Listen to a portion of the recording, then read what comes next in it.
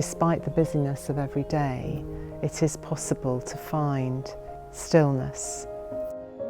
You have to find it from within. You can look and see lots going on, beauty, but if you're not still within yourself, it's hard for that to resonate as much.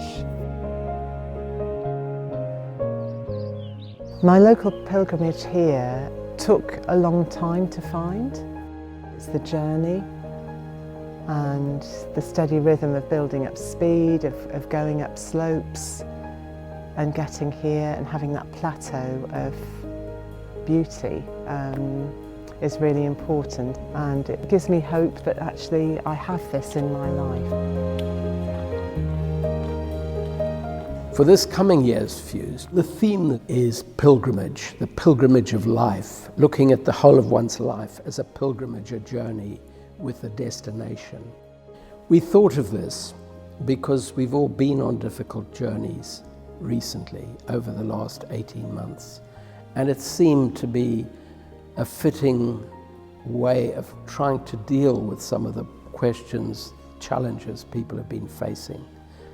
And we're delighted to have two excellent theme speakers. Our first one is Alastair Macintosh, the environmentalist, spiritual writer, and extraordinary campaigner.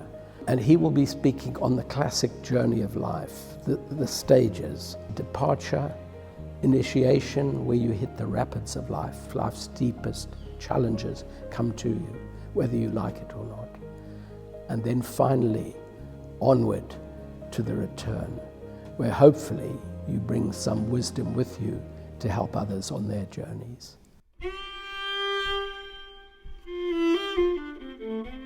The thing about a pilgrimage is it's not like a usual hike across countryside.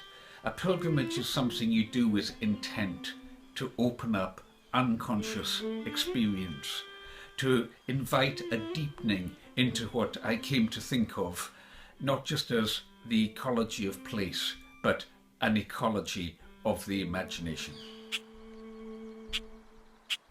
Is imagination something that just generates within our brain, or do we move within a greater cosmic imagination that is ecological reality, and going out into nature for a prolonged period opens that to us?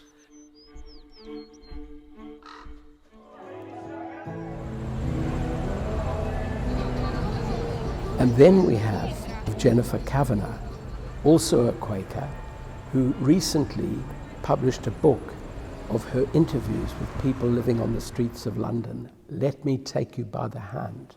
She is a great medium for these stories because people trust her and people feel they can confide in her and actually talk about some of their deepest fears.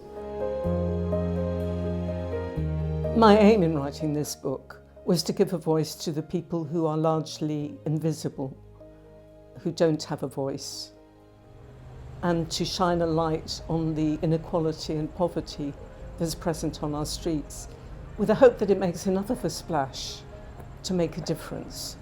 In a way, writing this book was a summation of what I've been doing over the last 20 years, with homeless people, with people in prison, with people seeking asylum and so on. There was extraordinary wisdom in some of the people that I spoke to.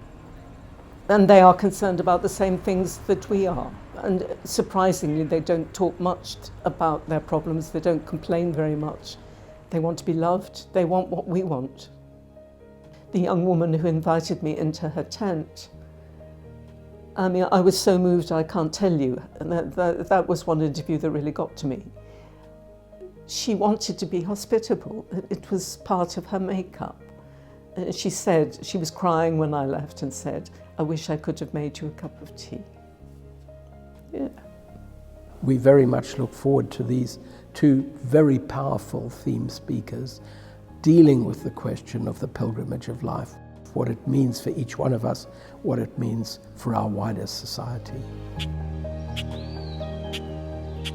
I think as we go through life, we often don't like to consider the difficult things in the present that we're doing to the earth, and then the difficult things in ourselves, which we keep coming up against week after week after week.